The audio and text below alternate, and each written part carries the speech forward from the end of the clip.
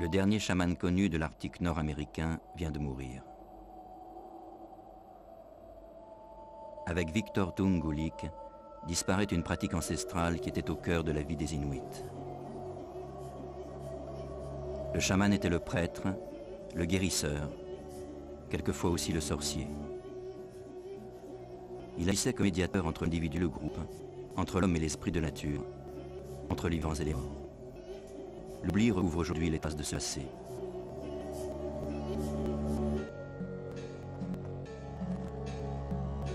Un Inuk mesure le poids de cette disparition. Mais comment lutter seul, contre enfouissant du temps, alors que tous les témoins ont disparu?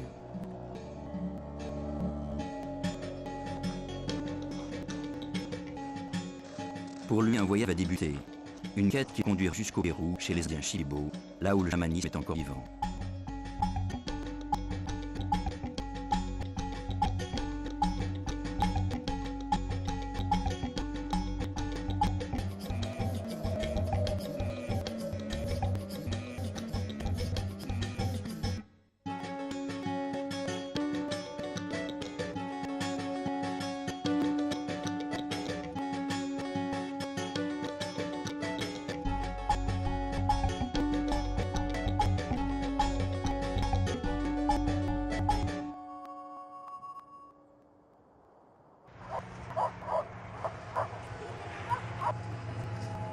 Charlie Nuawok est travailleur social à Inukjuak, un village du Canadien qui a remplacé pour l'espace 50 ans les igloos des campements traditionnels.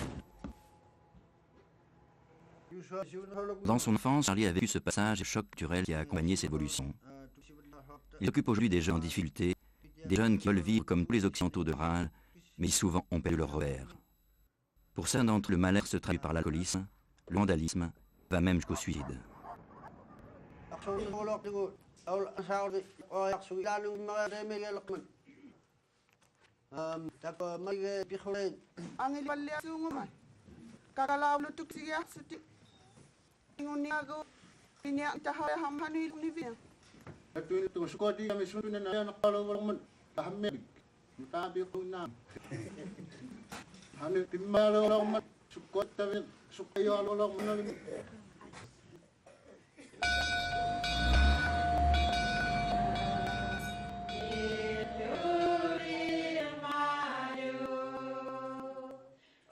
Avec la bande des campements, les Inuits ont aussi renoncé à leur spiritualité traditionnelle. Les chamans ont perdu leur place et peu à peu, l'église est devenue le lieu où la communauté se retrouve, où les maïs s'expriment.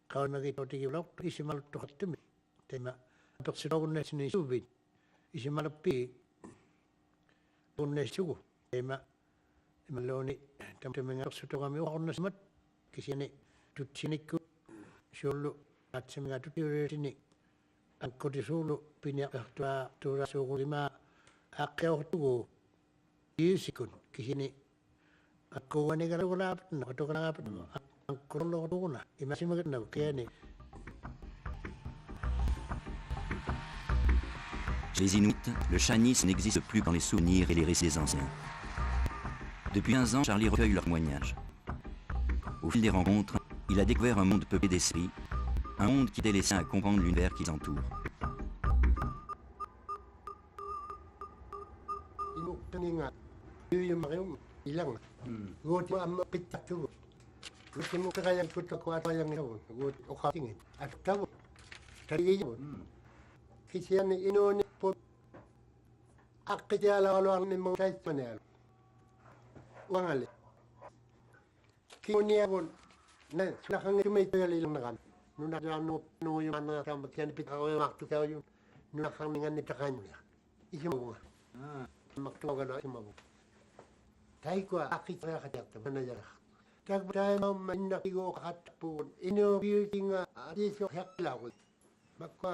Inuusutukut geometrialliarito. Ilagitialantellopuallajarat. Taan isamarimarearilattaluama.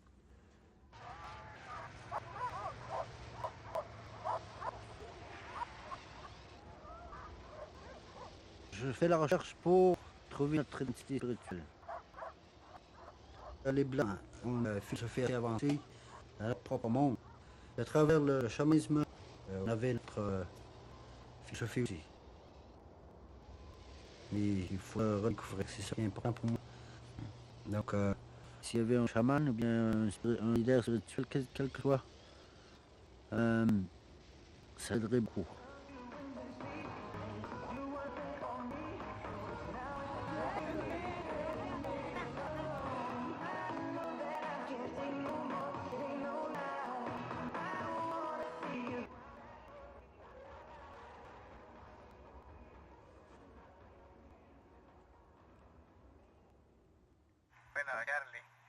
Charlie, je t'invite au nom de mon peuple, les Shipibo Kodbo.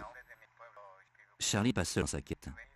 Alors qu'il est encore au collège, il a rencontré Bernard Sadin d'Anlure, ethnologue spéciste du chamanisme. Ils sont devenus amis. Grâce à Bernard, Charlie va rencontrer Guillermo Arevalo, un chaman amazonien. Alors, j'ai apporté pour toi des photos pour te montrer un petit peu ce que tu vas voir. Ça me coûte, hein. Oui, tu vois, exactement, c'est un play même. Ça me kayak, celui-là. Exactement. Oui. Alors, tu vois, voilà. Ça, c'est un grand chaman. Oui. Voilà. Alors, le voilà ici, tu vois, en train de soigner quelqu'un. Il lui souffle du tabac. Il lui souffle de la fumée. Alors ça, c'est les maisons. C'est ça, les maisons? Ouais. Ouais. Mais c'est tout qu'on voit à la maison, les œufs. Mais la cuisine, les bols, il n'y en a pas. Il y a le minimum. Oui. La toilette, c'est où? Alors, on va dans la forêt. Oui, Voilà. partout. Il y a des arbres. Il y a des eaux. Des hommes.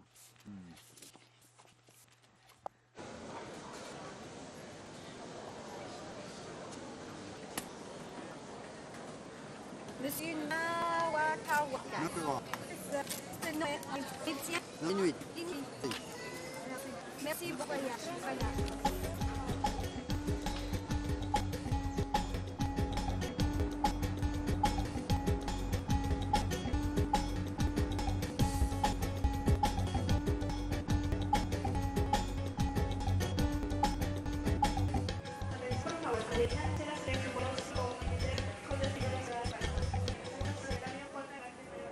Dans les années 60, bien sûr, qu'il y avait une femme inuit. On disait qu'elle avait un mari invisible. Et pendant l'été, ils ont vu un goéland très grand qui venait proche, puis qui essayait d'éloigner les hommes qui s'approchaient d'elle. Et ils étaient persuadés que c'était son mari invisible qui avait pris la forme du goéland. Puis une fois, ça m'est arrivé que les deux goélands sont venus en haut de moi, puis c'était mon père, ma mère sont venus. Puis après ça, tard, je regardais le ciel, puis je pensais à sans tête. Puis je commençais à voir un goéland qui passe. Puis après ça, deux, trois, après ça, ça durait longtemps. Puis je voyais des milliers de goélands. Puis je pensais que c'était mes ancêtres, j'étais donné. C'est quelque chose.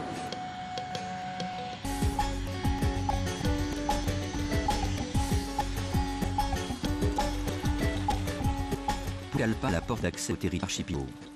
C'est ici que les pirogues partent pour le village de la forêt amazonienne. Et c'est ici que Guillermo a donné rendez-vous à Charlie.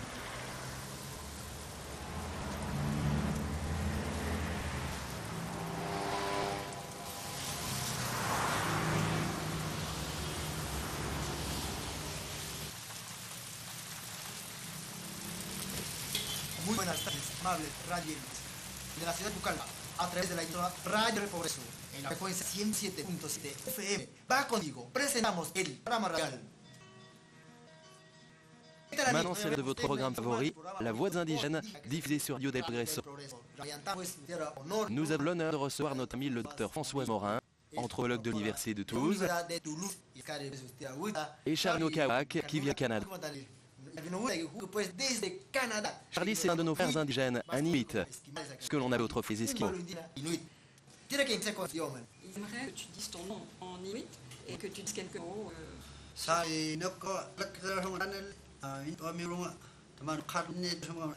Je dis, je suis Inuit Esquimal Me chamo Charlie Isla Fremera Visque Vingoan un país.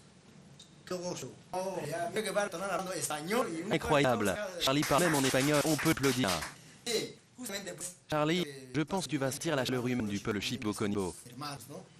Quel effet ça te fait d'être invité dans la communauté indigène de Galeria? Una comunidad indígena, ¿cómo es que iría? Je suis très content de rencontrer mes frères autochtones. Puis je veux apprendre comment ces gens vivent collectivement, puis faire des cérémonies chamaniques, quelles que soient les cérémonies. Je veux apprendre que dans l'avenir, il va falloir retourner un peu dans ce domaine. Charlie, ahí, Et s'il y a des chamans chez toi, chez les Inuits? de los Inuit. Non, on voit peu, on entend plus s'il y a des champs. Entonces, ¿aló? Sí, buenas tardes.